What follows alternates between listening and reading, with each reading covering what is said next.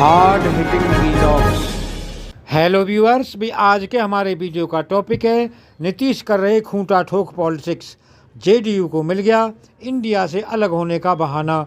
दोस्तों, भोजपुरी की एक कहावत है, ढेर जोगी मठ के उजाड़। विपक्षी गठबंधन इंडिया के संदर्भ में ये कहावत फिट बैठती है। पिछले 10 साल से केंद्र की सत्ता में काबिज बीजेपी को हटाने के लिए विपक्ष के पास एक बड़ा अवसर था। इसीलिए कि महंगाई, बेरोजगारी और टैक्स से तबाह समाज का मध्य वर्ग शासन में बदलाव चाहता है। लेकिन विपक्ष के सामने बीजेपी की तरह कोई दमदार विपक्षी दल नहीं दिखता है। कांग्रेस में संभावना बन सकती थी, लेकिन राहुल गांधी को तीसरी बार आजमाने की उसकी जिद ने लोगों की उम्मीदों पर पानी फेर दिया है। हालांकि विपक्षी दलों का गठबंधन इंडिया लोगों के सामने खुद को मजबूत बता सकता था, लेकिन अब तक ऐसे संकेत नहीं मिल रहे जिससे कहा जा सके कि मोदी को हटाने के लिए फला चेहरा कारगर है। विपक्षी खेमे में तो खींचतान मची है।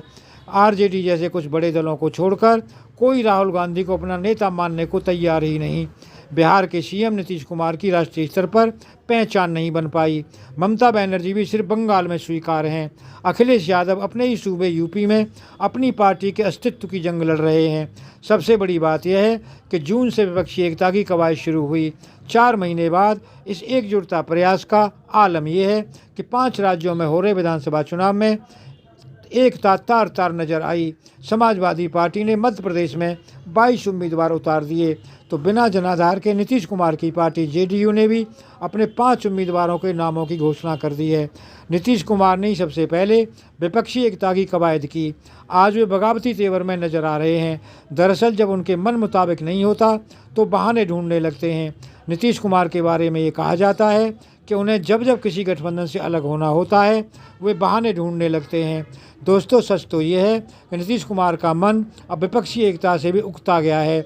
हर बार की तरह इस बार भी वे इंडिया से अलग होने का बहाना ढूंढ रहे हैं। चूँकि उन्हें अभी आरजेडी के समर्थन की ज़रूरत है, इसीलिए वे सीधे अलग होने की बात तो नहीं कह सकते। वे उपयुक्त अवसर या बहाने की तलाश कर रहे हैं। मध्य प्रदेश चूँकि यूपी से सटा राज्य है, इसीलिए वहाँ समाजवादी पार्टी की जड़ें हैं। समाजवादी पार्टी ने वहाँ कांग्रेस या विपक्षी एकता की परवाह किए बिना अपने उम्मीदवार उतारे, तो इसकी बुनियादी वजह है।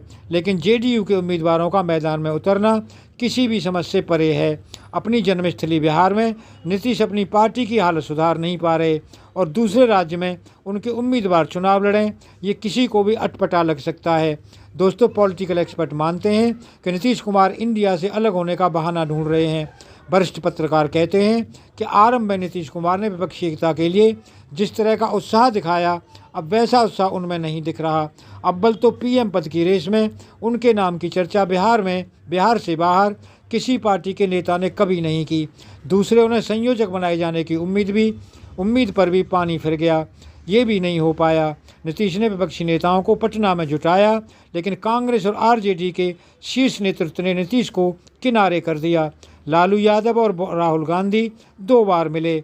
बाद में संयोजक पद खत्म किए जाने की पहली सूचना लालू यादव ने ही जाहिर कर दी थी। यानी कांग्रेस और आरजेडी का पेट अभी एक है। नीतीश इससे ही नाराज हैं। दोस्तों, अगर आपको ये वीडियो पसंद आया हो तो चैनल को सब्सक्राइब करें, वीडियो को लाइक करें, ज़्यादा से ज़्यादा शेयर करें। आप लोगों का बहुत बहुत धन्यवाद। Thank you very much.